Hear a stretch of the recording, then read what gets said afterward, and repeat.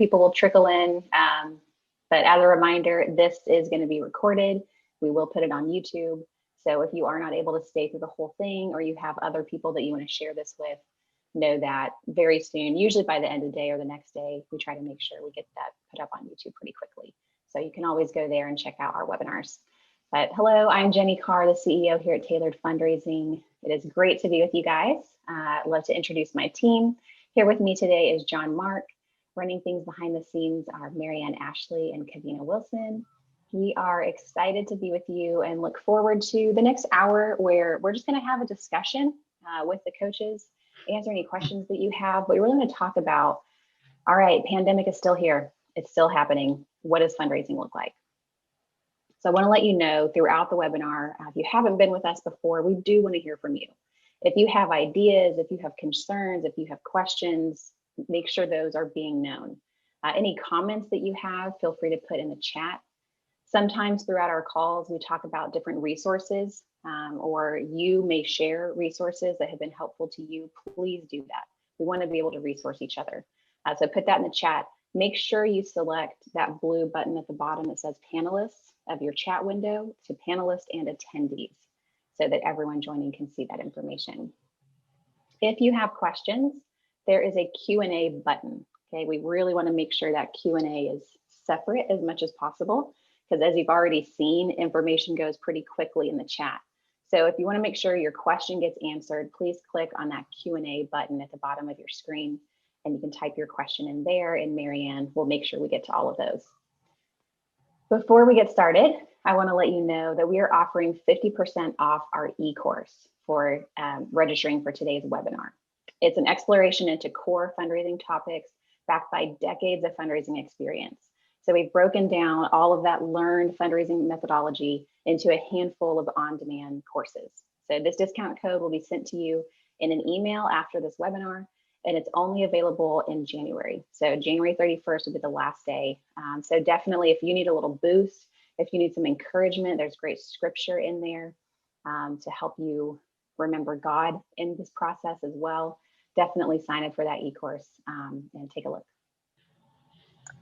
All right, so coaches, thank you for being with us all today. We really just wanted to give you guys a space to be encouraged that it is still possible to fundraise, especially if you are new and you're kind of coming in, you're thinking, I thought the pandemic would be over by now, it's not. We want to encourage you that there's still wonderful ways to connect with people and answer any questions that you guys have. But first, I want to start with John Mark and the people that you've been working with. How have you seen God move through fundraising this year? Well, I think, you know, it's been kind of amazing. I've probably seen at least as many people, you know, reach their goal, get to where they wanted to be this, you know, past year as almost any other year. And so, you know, that has been encouraging to me, and I know as well to people that are trying to get to the field. And I think one of the ways, and maybe not a lot, but, you know, when those first stimulus checks came out, there were people that received some people's stimulus checks to go towards their funding, which, you know, is pretty amazing. So. And we've got another round of stimulus, Lord willing, happening here in the States. Yeah. MaryAnne, I'd love to hear from you as well. How have you seen God moving this last year with the people you've been working with? I think it has been amazing to hear people's attitudes, for one, and how confident and positive they are in spite of everything, in spite of the challenges.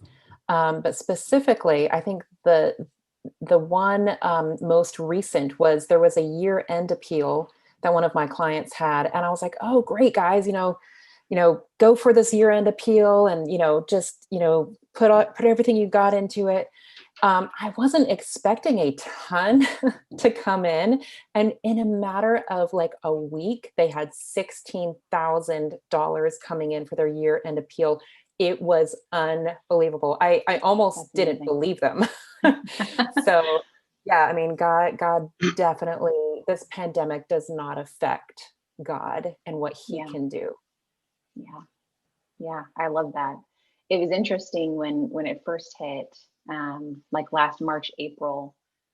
So a lot of our coaches are also on the field. So they're fundraising, like MaryAnne is in Dublin. And so it's fun to see how even our coaches were sharing their personal stories of, oh my goodness, this, we've seen our current partners have become more generous because they want to make sure that we're taken care of and that this ministry continues. And so it's been really encouraging to see people's hearts shift and really like more and more want to invest in kingdom work, because more and more, recognizing, wow, we really need to make sure that these ministries are happening. And so I think that that's an important piece of when you're approaching people about partnership, is not just talking about how like, oh, everyone's lost their jobs and I'm losing partners and my budget isn't being met. Those are small potatoes, right? We want to focus on those things, because what's the ultimate impact? If we're funded, here's what we can do, right? So kind of helping people see this ministry still needs to happen. These needs haven't gone away. If anything, they've become greater. And we want to make sure we can meet these needs. So join us in seeing this impact happen, right? Focus on the ministry side of things and what you can do together, rather than all of the negative of, oh no, oh no, oh no, we need to hit our budget. I think that it's really easy in times like this, when insecurity, fear even creeps in, to say, to kind of almost get desperate, right? Where it's like, oh no, no. But remember, God is the same God, right? He is still God. He still has this. We may have to get creative, right? Our timelines will probably shift, but he's still God, and he's still moving, and he still wants this ministry to happen and for you to be a part of it. And so still kind of pausing for a minute and remembering, oh yeah, let's still focus on the ministry. Like, this is a good thing that's worth being a part of. What have you guys seen that is the same? So, fundraising before pandemic hit, but it's like these things are the same that we've seen. Kind of like the change hasn't happened because of a pandemic. Anything that you guys can speak to that? Excuse me. I think, one thing you mentioned, just the same would be, as long as you focus on that impact that you can have together, people respond. People are wanting to be generous, I think. And part of it may be just due to the fact that, there is a pandemic going on, but they want to be involved, and they see the need, maybe even more so. So. Yeah, that's good. I just saw MaryAnne's comment of we've lived on support as missionaries for 35 years, and the pandemic surprisingly hasn't hit us. Yeah, we're seeing that a lot more. Of course, there are definitely people who have been affected, right? There are people who are depending on their network and what jobs were lost. Like we don't want to say like, oh, it's fine. Like, we understand, we personally know the people that have been negatively impacted by this. But I would say it's much fewer people than everyone expected because of the pandemic. So thank you, MaryAnne, for sharing that.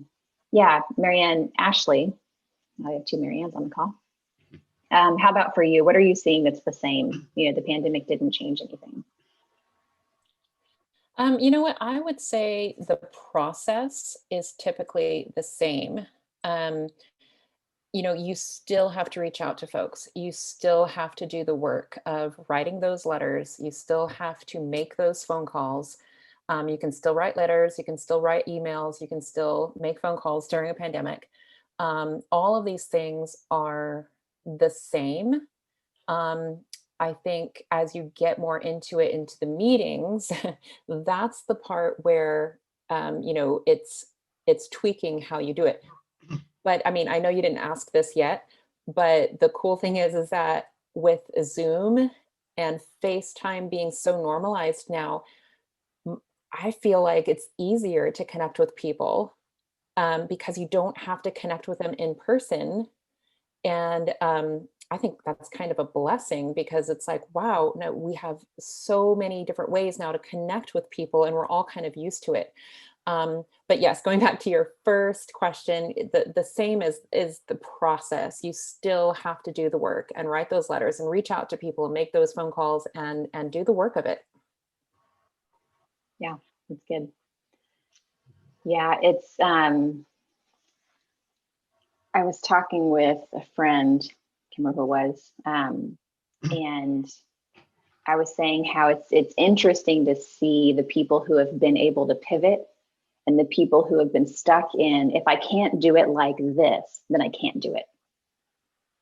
Right. And seeing who's been able to be creative to say, okay, so what's right? The process is still the same, right? If I still need to reach out personally, I need to follow up with people, like you said, we can still send letters, we can still send emails, we can send social media messages, we can still make phone calls, we can still text, right? All of those things, none of that's changed.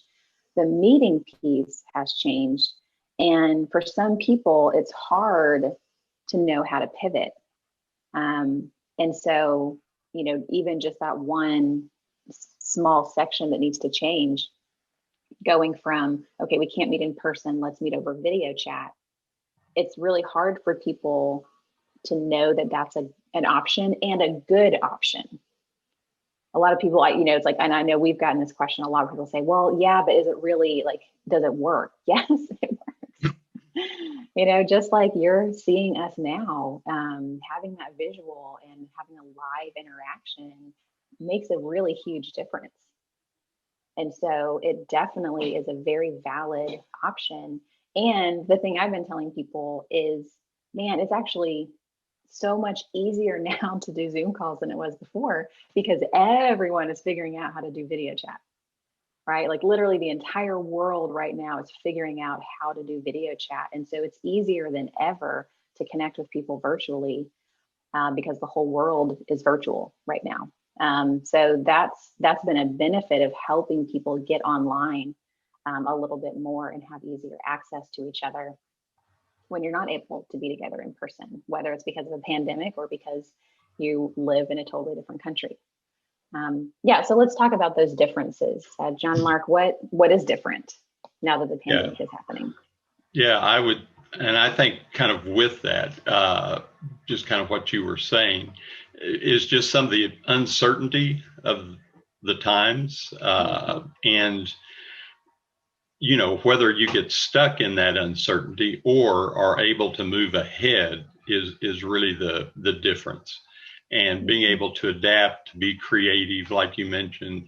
But, there is uncertainty in almost all areas of life, and certainly fundraising is one of those. But as most other areas of life, we've learned to adapt, to move forward. And I think that's the key, is being able to get out of that uncertainty and just to move forward. Mm-hmm. Yeah, that's good. Yeah, I think being able to, stop looking at all the things we can't do and ask yourself, okay, what can I do? What are the opportunities I have to connect? What, in what way can we share about this ministry? So sending a video in to a church that they can have part of their live streaming, right? Or they can put up on their website. So just, trying to get creative to say, okay, we can connect. We can always connect. It just has to look a little bit different. So I want to explore that a little bit, but MaryAnne, curious to hear from you, any other differences that you're seeing? Yeah, just basically, just the connection part, like you were talking about, and like what John Mark was saying too, like,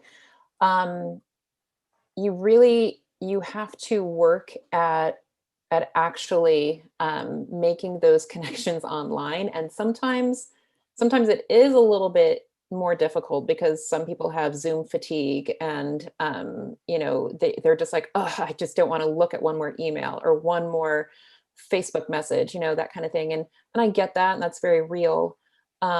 So that's a challenge and a bit of a difference as well, because I think a lot of times people might want to just grab a cup of coffee.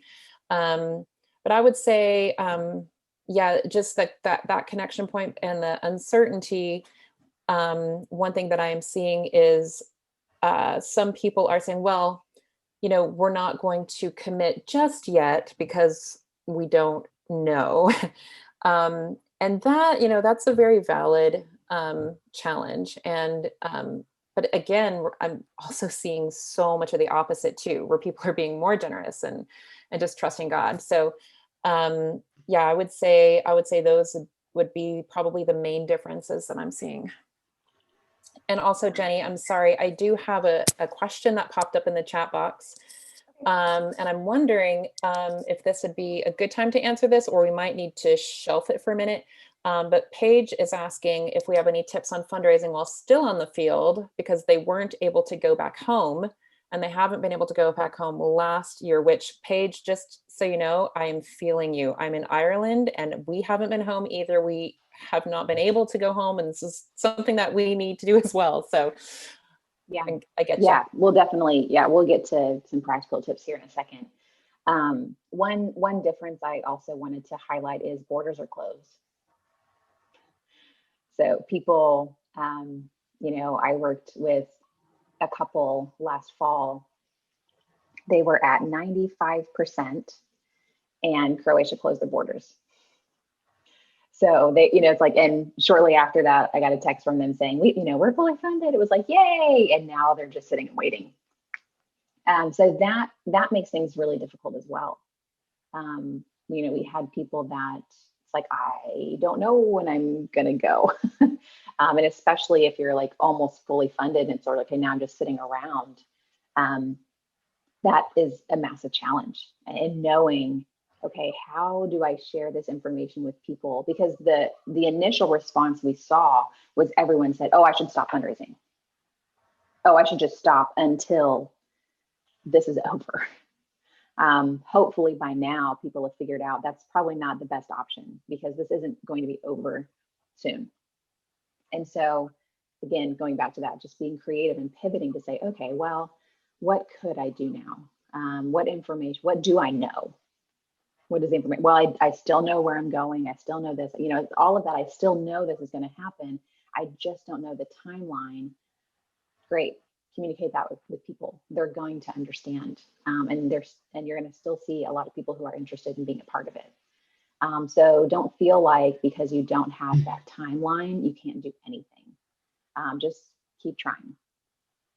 Okay, so let's get to Paige's question. Oh, go ahead. Oh, I'm just going to say, kind of with that, it's kind of a good opportunity as well, because that does happen. You're not able to go, but just to kind of build the relationship with some of those partners that you may not have known as well, or whatever. So, yeah. And there's still, you can get information from, if you're going to be joining a team, you can get information from them. Hey, share stories of what you guys are doing and what's happening so that, I can pass this along to our partners. So even before you're able to be there physically, you are already a part of that work. You are already a part of that team. And so begin sharing what's happening, even though you're not a part of it, right? Like you're not right there directly involved. And I think that's another important shift we want to see in people is getting this away from it's my ministry. Oh, so if I'm not there, I don't have anything to communicate. No. This is God's ministry. What is God doing? That we should have endless stories about. So when you're thinking about, okay, if you're stuck somewhere and you're just like, oh my gosh, do I do another update about how we're stuck? It's like, what else is there to talk about? Talk about what God's doing. How are you seeing God move? Share that story. Because God is moving. And it's also a great practice to help us remember that he's there and to look for the ways that he's moving, whether it's in our lives, in our teams' lives, and the ministry that's out there. So I just want to encourage you asking that question. Okay, what is God doing and how do I share that story? Okay, so just tips. All right, pandemic is continuing. John Mark, let's start with you. What advice do you have for people in this current season? I think kind of going back one of the things you said, but just, having that positive outlook rather than the negative, and move ahead. Try to do what you can, and same time being sensitive to the situation, but continuing to move ahead. Yeah, MaryAnne, how about for you? I would say that God knew you were going to be raising funds during a pandemic. This was something that did not catch him off guard. He knew all along. He still called you to the mission field. He called you to the mission field while there is a pandemic. So I would just say to trust that this is not a surprise, and be patient. You might not get there within 6 months. You might have to wait a year. But those are not wasted months. So that's not wasted time. You can only do what you can do. So if you have to delay, well, then you've got work to do right where you're at. So I would just say be really patient. And just use this time to trust and to grow. I love that. Yeah, that growing piece of, again, going back to, okay, well, what can I do? Okay, well, this is where God has me. So what opportunities do I have to grow, to prepare even more, to connect on a different level? Like John Mark said, hey, I'm here. Okay, let's build those relationships.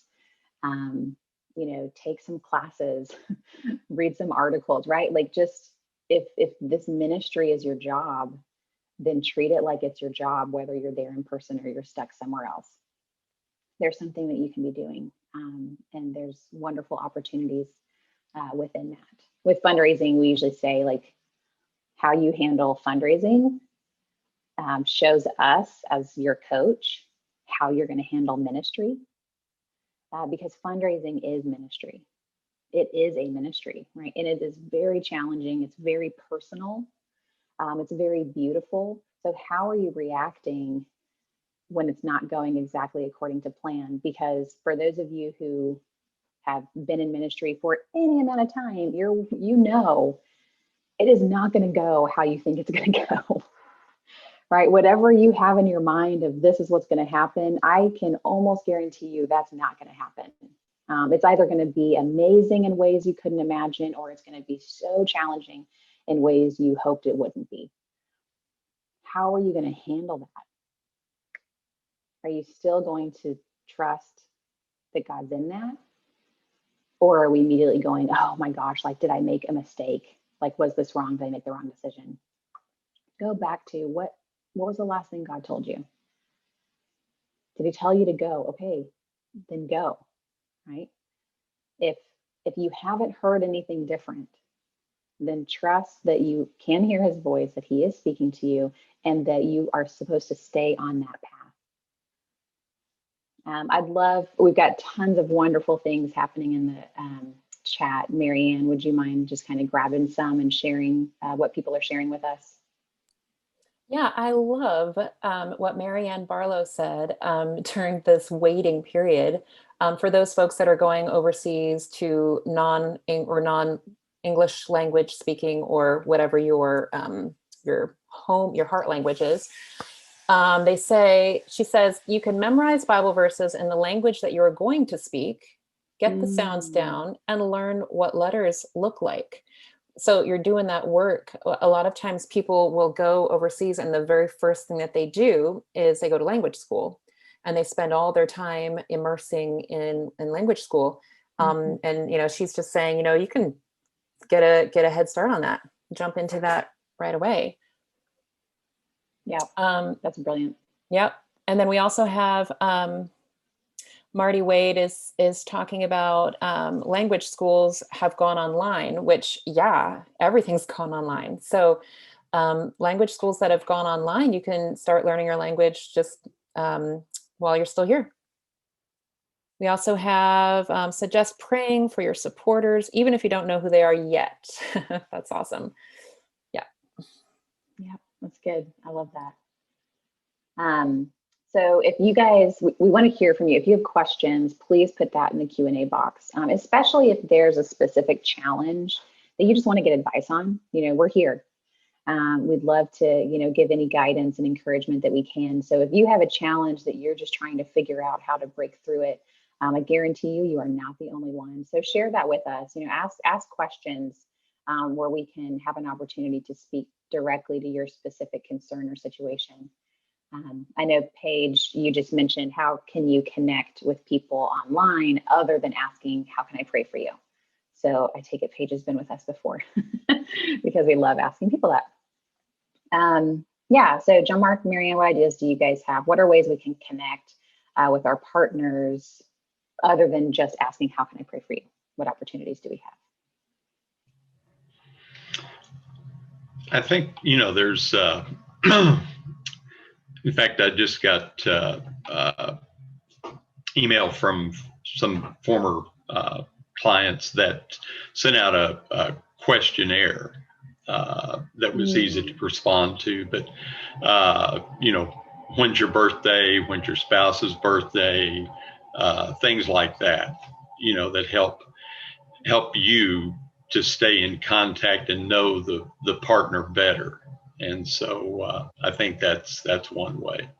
Love that. We also have another question in the chat, if that's okay, or let's finish. Yeah, okay. Round of kind of this first one before we move on. Okay, sounds good. Another thing is social media. If you are not connected, if you have social media and you're not connected to your partners on social media, get connected. See if they're on Facebook, see if they're on Instagram, and whatever other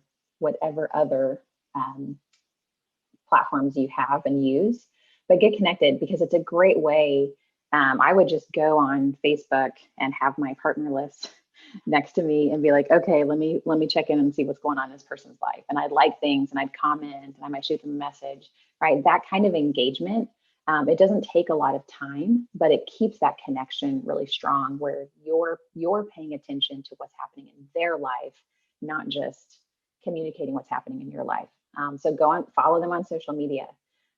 Stay up to date with what's happening. I had heard word of a missionary that we worked with in the past who has cancer, stage 4 cancer, and it's pretty bad. And I reached out to someone to say, hey, someone in their organization, to say, hey, do you have their address so we can send them a card? And he was like, wait, what's going on? It was like, oh, you don't know? And, it was just sort of like, man, if they would have been on their newsletter list or been following them on social media, they would have known right away, what happened, because that family was communicating what was going on in their life. And so I think it's really important for us to make sure we're paying attention to that as well. So get on social media, absolutely, and stay connected in that way. Let's see, any other thoughts? I'd actually love to hear from you guys. What are ways that you've been connecting with your partners that have been really meaningful and that have worked? I know there's a lot of times there's things we try and it, no one really responds, but what's been working for you? And yeah, share that with Paige and the rest of us as well. But, okay, let's move on to that next one, MaryAnne. Okay, so Paige is asking, is it wise to let people know how much you are fundraising for, like your monthly amount? Yeah, what are your thoughts on that, MaryAnne? Okay, so my thoughts are, it depends on how much you're raising.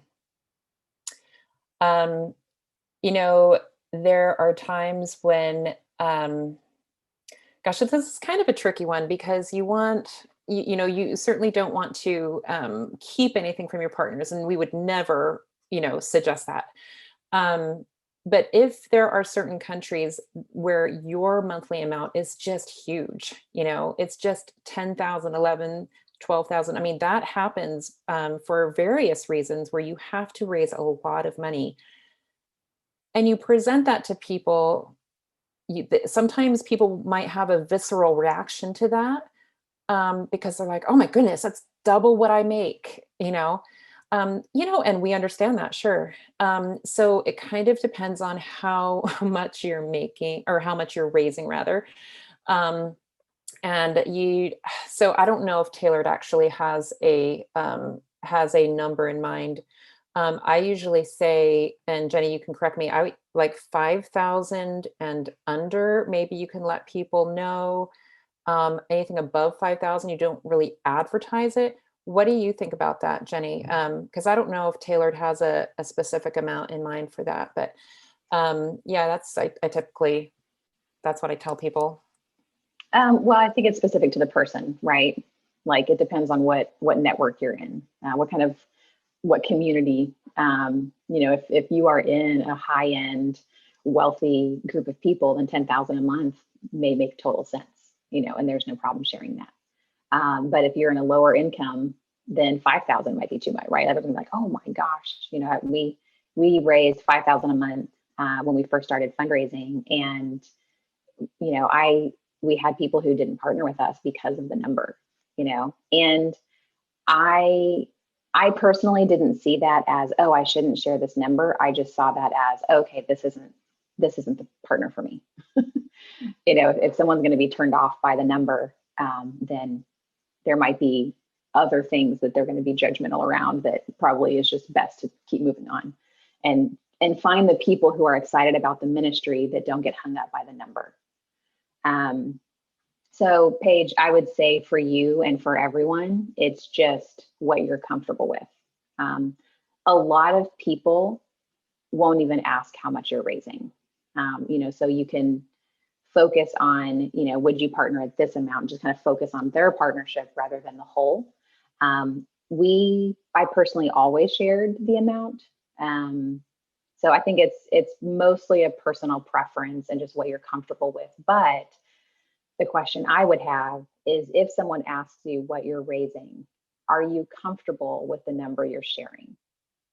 Do you believe that that is the correct number? Because if you don't, you need to talk to your team, you need to talk to your organization, you need to get very comfortable with whatever you're raising and say, I believe this is the right number.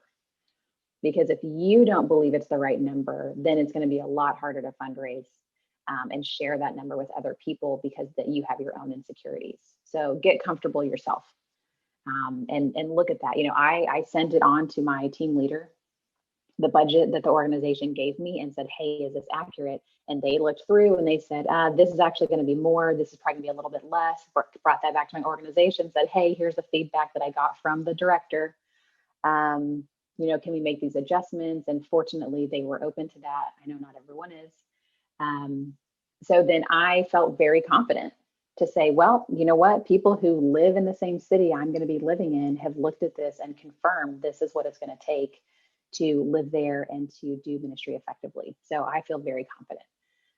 And then you're going to pass that confidence on. People are going to be like, oh, okay, well, you did your work, right? It's not just some rant like, oh, I'd love to make $10,000 a month. Yeah, who wouldn't? You've done the work, right? The numbers mean something. It's not just some random number. Yeah. All right, what else? MaryAnne, any other questions? Yes. Bethany is saying that we are quickly running out of new contacts to reach out to for fundraising. And how do we gain new contacts or referrals if we cannot physically be at a church or event to meet new people? Current partners haven't been responsive about requests for referrals, and people aren't always responsive on Facebook, which is our main way to connect to new people. Yeah. John Mark, let's start with you. What thoughts do you have? Well, it's always, I think they apparently started in the right place, trying to go to some of those people. Family, I think, is always a good place that sometimes we overlook. People that they know, that through our relationship with them, they would be warm-hearted towards us. Pastors, even organizational members, leaders, I think can be good sources of some of those contacts. Mm-hmm. And how you ask really matters. You know, if you're just sending if you're sending a newsletter and then tagged on somewhere in that newsletter is like, if you have any referrals, let us know. You're probably not going to get a lot of responses. So you may already be doing this, but just for everyone else who hasn't thought of it, like literally a personal email, hey, John Mark, thank you so much for partnering with this incredible college ministry in Valencia. We are running out of contacts and there's still more work to be done. And we're looking to connect with more people who would be really excited about being a part of this ministry. That piece right there is really key. When you say, hey, can you connect us to other people? Typically, they're asking themselves, who do I know that has money? That's the wrong question. We're not interested in only people who we think have money, right? There's so many limitations there. The question should be, who would be excited, who would be passionate, who would be honored to be a part of this work? That brings up names a lot more easily than just who do I know that has money? Because people who are passionate about the work don't have to have a lot of money to be generous and to still give and to still join in, right? So shift the way you invite people to think of referrals. So personally ask people in an individual email to just them, so they know you're not just kind of putting it out to the group. Because what happens when we do that, everyone goes, oh, okay, someone will respond. Rather say, hey, no, I'm talking to you, John Mark. So thankful. Do you know anyone who would be really excited to be a part of this ministry? We're trying to connect with 20 or 30 more people to be a part of this work. Does anyone come to mind? End with a question, send it, and then follow up. Don't just wait and track it. Make sure you're tracking that information is really important. I use a good old spreadsheet to just track who I asked about referrals, what their response was, so that if I have another season of going back, I know what happened before. So I can personalize that communication. Yeah, Bethany said, put the request referrals in a mass newsletter. Yep, that will almost never work. Occasionally, not that God can't move through that, but when you have a request, it needs to be the only thing in your email. Do not add requests onto a newsletter. It will almost always get overlooked. So if you have a request, whether you're asking for money, whether you're asking for resources, whether you're asking for advice, whether you're asking for prayer requests, anytime you have something you want people to respond to, it needs to be the only thing in your letter or your email. And I do have one thing to add, if that's okay, in regards to getting new contacts. So we're in a unique situation where all of the churches, for the most part, are online. And that also means connect groups, whether you call them life groups, connect groups, small groups, those are oftentimes online as well. And sometimes there are churches where you can reach out to them and say, hey, I'd love to join a connect group in your church. Can you give me a list and, what the, main focus would be? And you can actually join a Zoom connect group with one of these churches and thereby making new friends and getting new contacts and maybe possibly sharing your story with that group. So that's just kind of a creative way to actually have new relationships in your life too. Yeah, I love that. And again, thinking through, okay, how can we connect with churches? How can we get in front of more people? You can have, I know a lot of people are getting into like Facebook Live and taking advantage of that. Like, hey, I'm going live, everyone share. Also think about, especially if you're in a different country. So like when we were in Vietnam, being able to say, okay, are there Vietnamese churches back in the States where I'm from, that I could reach out to and say, hey, we are doing work in Vietnam and we want to know, like, would your church or people within your church be interested in hearing about this ministry and considering the partnership, and then setting up a video chat or something like that. So, think about, again, if we can get away from this, who has money, and think more, who would be excited about this specific ministry? That's a much better avenue to take, to find people who can get on board. Even businesses are obviously tricky right now because a lot of them are closed. But if you're looking for one-time funding, thinking about businesses that their work pairs well with what you're doing. I'm helping out an organization right now with fundraising, and they work with people experiencing homelessness. And so I sent a sponsor letter to someone who owns a construction company and builds homes. Right. So just kind of thinking through, like, okay, what are some connections we can make here where someone who is so heavily involved in building people's homes, probably, like, he has a heart for people who don't have homes. So just kind of making those types of connections and getting creative. Kind of building off that as well, Jenny, just some of those advocates that you have, people that are really with you, use their creativity. They come up with things that often we wouldn't have thought of, I wouldn't have thought of. And so allow them to use their talents and creativity in helping you. Yeah. Unless their creativity suggests selling t-shirts, and then you should just be like, that's not creative. Please don't sell t-shirts. Not to offend the many of you on this call who have definitely sold t-shirts.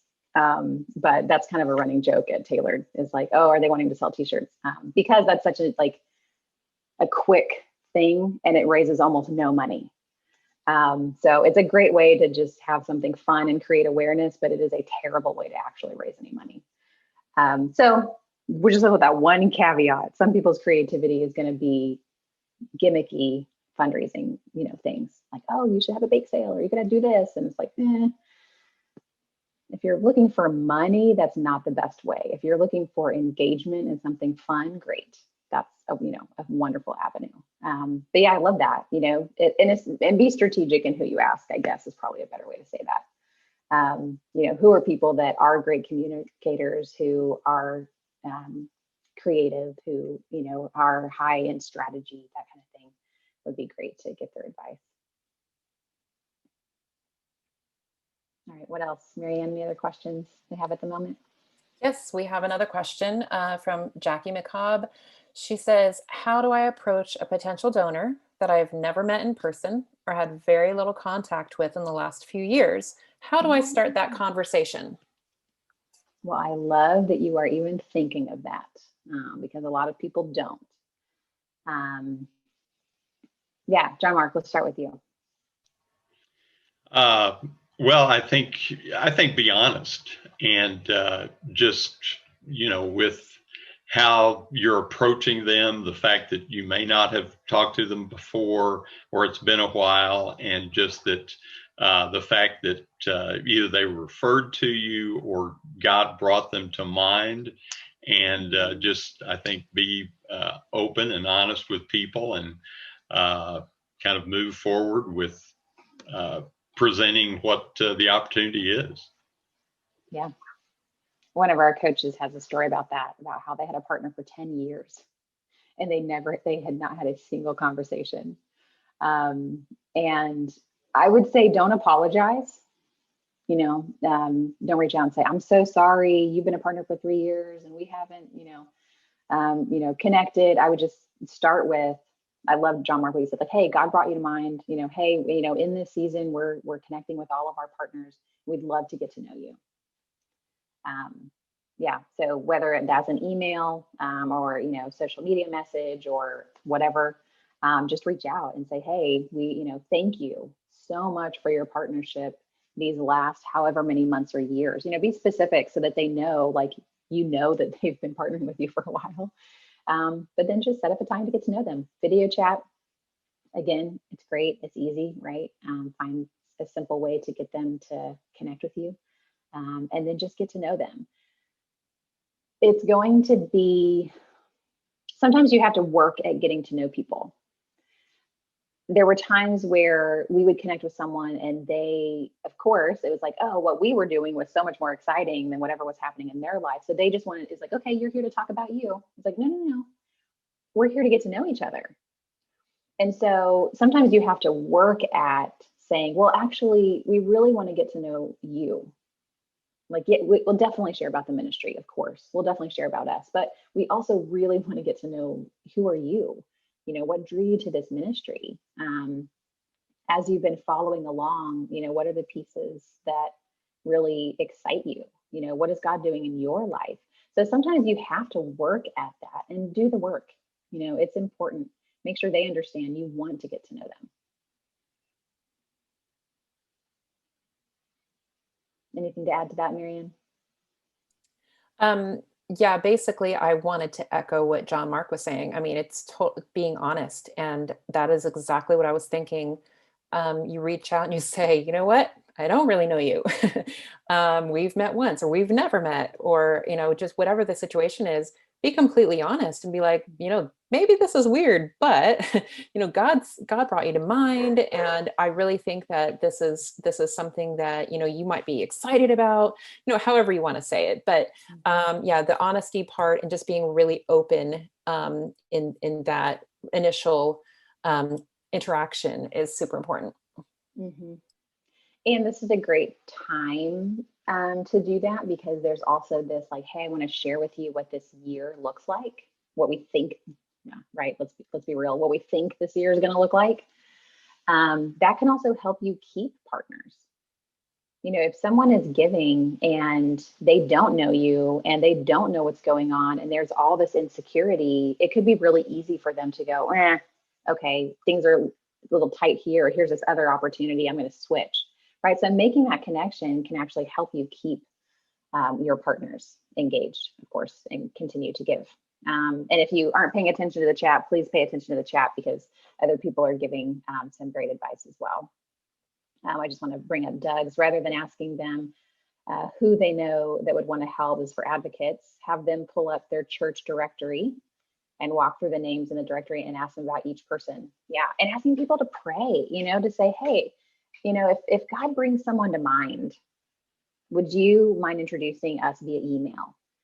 That's my go-to. I don't know about you guys, but that's my go-to is, hey, if you think of someone, will you email them and me and just introduce us, and I'll take it from there.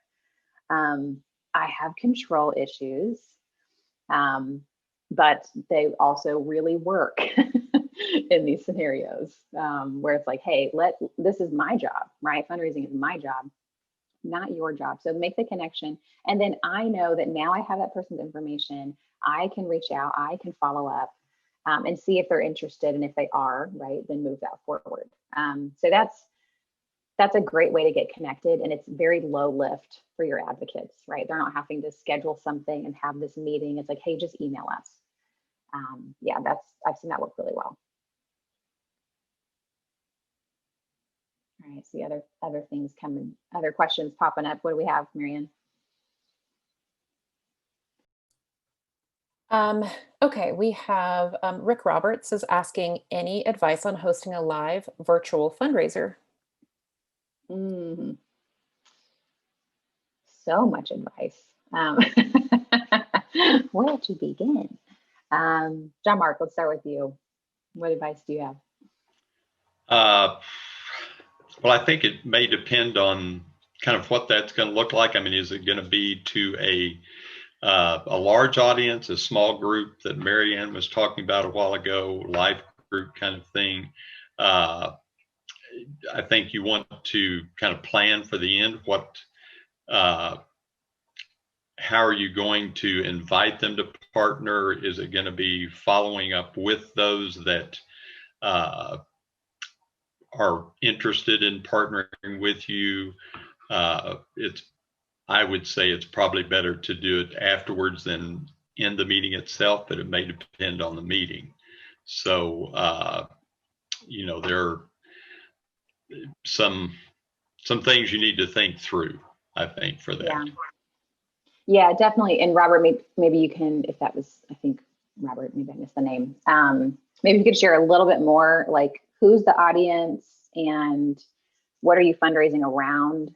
Because yeah, it's like if this is like an organization event, where it's a large event that normally you would have in person that you're not able to, and so you're going virtual, that's very, very different, right? Than if you're just doing like a Facebook Live to current partners or, whoever they can invite.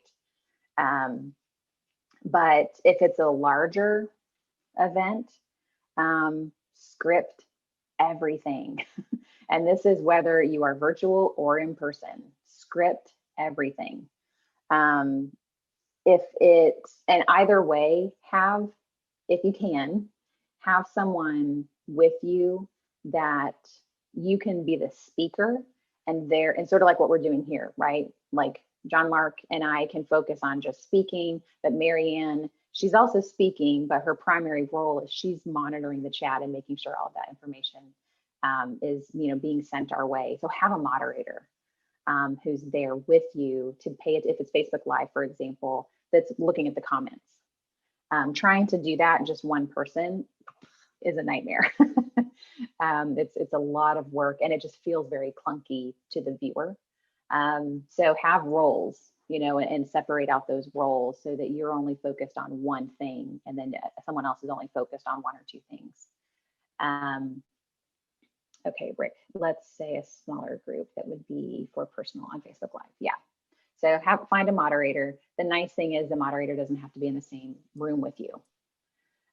Right? Like it's virtual. So they could join and they could be just looking at, the comments and then they can be texting you, like, hey, check out this. What else? Do work on the front end of any fundraising event. I like to say the fundraising event is the culmination of all of the conversations you've had previously. So the ask, if you're doing an ask, right, fundraising, you should be. The fundraiser shouldn't be the first time everyone is hearing an ask, right? Do some work on the front end, so ask some key people, hey, we're doing this fundraising event. Here's the amount we're looking to raise. I'd love for you to join, but prior to that, would you commit to giving $1,000? Right, so coming into the event, you're already doing some fundraising. The event is just kind of the climax of all of those conversations. And then from there, follow up. Like John Mark said, the ask needs to be very clear. What are you looking for? How can they give? What are those details? With Facebook Live, you can put a link right in the Facebook chat. Like, here's a link, click here to give. Or you may want that to be a more personal conversation after the event. To say, we want everyone right now to pray. We just want you to pray about what is a generous amount, the Lord is asking you to consider in helping this ministry move forward, and be specific on what the ministry is. So maybe there's always needs to be follow-up, right? Following up, people who didn't give, follow up and say, hey, like, thank you so much for attending our event. Would you be interested in, investing financially and partnering financially in this work? The follow-up really matters, and making sure people understand, again, this isn't just a mass thing. No, we invited you specifically, you personally. And so let them know that by following up and checking in. Yeah, I hope that helped. I see MaryAnne asking you to say more about script everything. Yes. I went to a fundraiser once and a board member got up to share, and it was abysmal. He was all over the place. It did not tie in to the overall theme of the event. And I asked the director afterwards, I said, hey, was that planned? And they were like, well, we asked him to speak, but we didn't know what he was going to say. I was like, yeah, that was actually super obvious. So it was like, he should have scripted. He should have written down and he should have submitted it to the director for them to review it. Communication matters, right? Good communication makes a huge difference in a fundraising, in anything, but especially a fundraising event. And you want to make sure that everything is focusing on the same thing, right? That everything that's being said is leading to the same point, right? Whether you have a theme, whatever the ask is, it's all leading to be a part of this work. So that if it's not, you toss it. So script out, what are we going to say? What is the timeline, right? All of those things. Plan it. If it's virtual, keep it short. As MaryAnne mentioned, Zoom fatigue is real. Our whole lives are Zoom. Literally, our entire lives are Zoom, right? My daughter is in Zoom classes for 6-7 hours a day, and then she's doing homework on a screen, for 4 hours. So Zoom fatigue is real. A live event, there's more energy, there's more flexibility to do things. But if it's all virtual, under an hour tops, do not let it be more than an hour.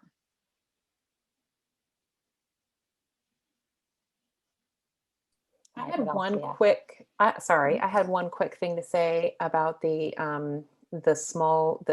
fundraising online, those events.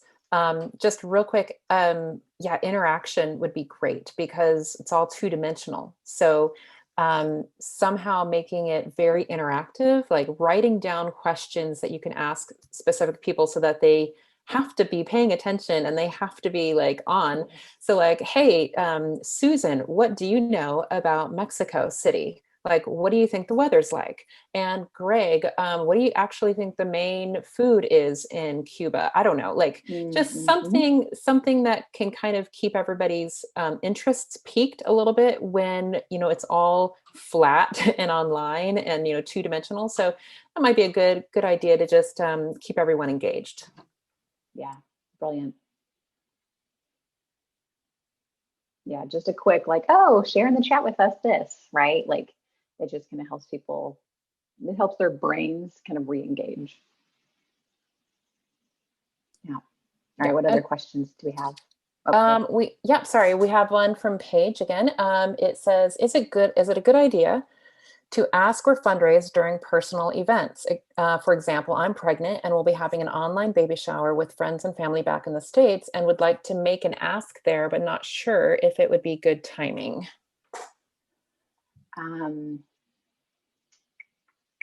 Yeah, you never want to make an ask without people knowing it's coming. So if you're doing the baby shower, I would not make an ask unless it's very clear in the invitations and leading up to it that that's going to happen. Because then it just feels slimy, I call it being Amwayed. I don't know if you guys know what Amway is, but the whole like, let's get coffee. And then you show up and they have this whole presentation. It's like, oh, you didn't care about me. You just want my money, right? So don't make it feel like that. Anytime you're going to do an ask, anytime you are setting up something special, a special time to make an ask, they need to know ahead of time that that's going to happen. So if you want to do that at your baby shower, great. I would maybe even recommend having someone else do the ask rather than you. That would be better. So someone else is saying, hey guys, but again, make sure they know ahead of time that that's going to happen. So if you have someone planning the shower for you or hosting it for you, I would have them send out a message to say, hey, want to let you know, we're going to be making this appeal as well. Anything to add to that, John Mark? Nope, I think that's good. I totally agree.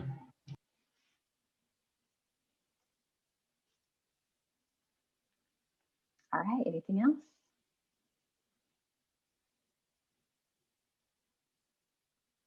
I see Hannah has sending out thank yous and connecting with partners multiple times a year for years at a time. Yeah, so that was a follow-up. That was a follow-up question. So her original question was, what are the best ways to send thank yous to partners when overseas? I like to write out personal thank you cards, but that gets tricky when you are overseas. Yes, it does, especially if you're in a country whose mail is terrible, which is currently America. So there's that.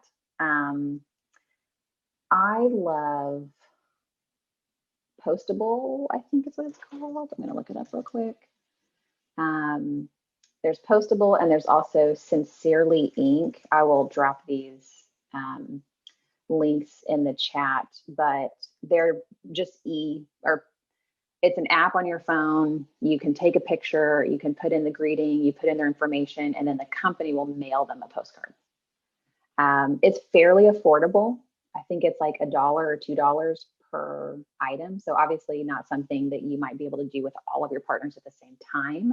But if you did like a handful each month, yeah, it's super, super easy. So that's one thing. What else? John Mark, do you have anything? Other than just handwritten thank yous?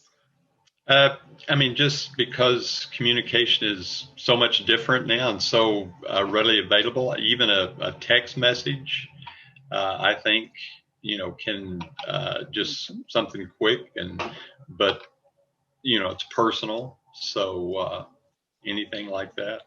Yep. We're also big fans. Oh, thank you, Brittany. She's putting some extra links in there as well. Prayerletters.com, chalkline.org. These are companies that send physical newsletters. So that can be great, is to send something physical. There are plenty of apps where you can text, right? So it might be a little bit harder, like, you might have WhatsApp, but maybe not everyone else does, you can still do phone calls. If you've been on any of our webinars, you've probably heard about SlyDial. SlyDial is a phone program where you can make phone calls. The primary way we use it is for people that have phone anxiety or just don't have a lot of time. It goes straight to voicemail. They never even answer. Like, it doesn't even ring on their end, so they're not going to answer, which is really helpful. But another thing they have is you can do like you could send you can send a message to like 10 people at the same time. So a lot of my clients did this for like Thanksgiving and Christmas, especially Thanksgiving, where they just sent out a message where it left a voicemail saying, hey, so thankful for your partnership. We're really excited about XYZ and looking forward to seeing what God does through our partnership together.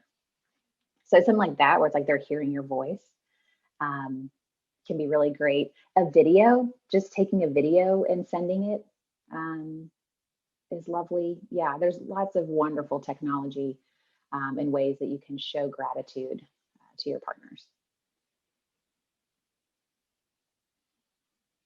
Oh, thanks, Tracy. Tracy put something in the chat as well. Greetingsisland.com. So yeah, if you guys have anything else that you're using, different technology pieces, especially that are free or cheap, of course, are especially lovely. Please share those in the chat with everyone.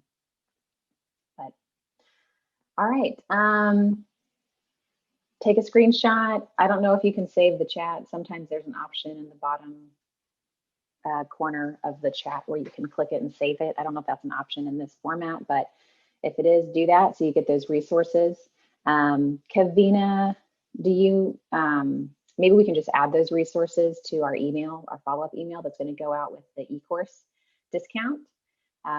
So we'll just plan on doing that. We'll plan on getting these resources and listing them so that you guys have easy access to that. But be looking for that email. Everyone who registered for this webinar is getting a code for 50% off our e-course. So please absolutely take advantage of that. And we know lots of you need to get going, but we'd love to hear what's been helpful for you in this. What's encouraged you? What are you walking away with that you can do moving forward? We'd love to hear from you guys in the chat. And thank you for everyone who posed questions. We love being able to have this time with you and just get to respond directly and kind of help get over these little hurdles little by little. So yeah, what's been helpful for you guys?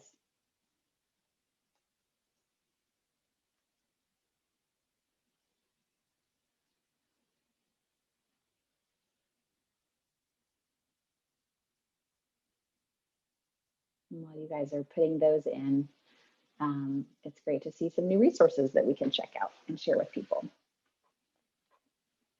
Yes, Paige, you're very welcome for answering your 100 questions. Our pleasure.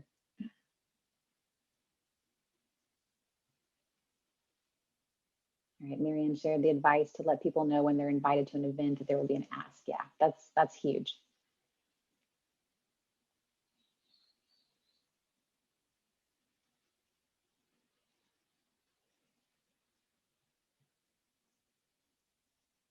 And Kate, oh, hey, Kate. Shouldn't make an ask without people knowing. Yeah.